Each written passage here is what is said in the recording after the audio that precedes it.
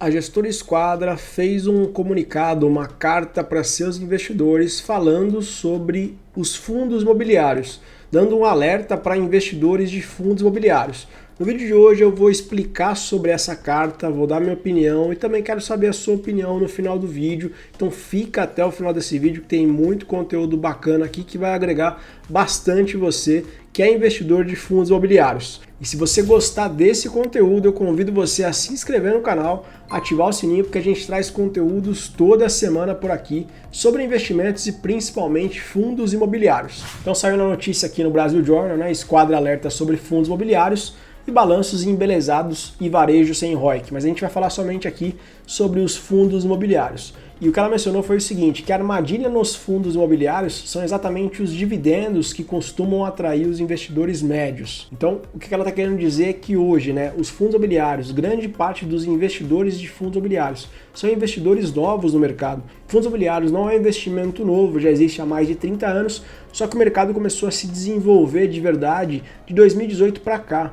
Então tem muita gente que é nova no mercado, tem muita gente que está começando agora e é atraído somente pelos dividendos. E aqui entra um perigo que ela menciona na carta. Exatamente por as pessoas olharem somente os dividendos, tem muitas gestoras e muitos fundos imobiliários fazendo com que esses investidores venham para o fundo olhando somente isso. E até aí tudo bem, isso não tem problema. O grande problema é quando o fundo faz isso de forma que ele não é sustentável, de forma que ele não consegue sustentar esses dividendos altos. Então o fundo aumenta seus dividendos de forma insustentável, atrai o investidor novo, atrai o investidor que quer dividendo para esse fundo e o preço desse fundo sobe. Mas isso não é sustentável. E como que esse fundo conseguiria fazer isso, sendo que ele não tem esse dinheiro para distribuir? E aqui entra uma coisa que a gente pode imaginar como uma pirâmide, Aqui o exemplo que ela deu é que esses fundos costumam fazer emissões primárias para poder suprir esse tipo de operação. Então por que um fundo imobiliário faz uma emissão?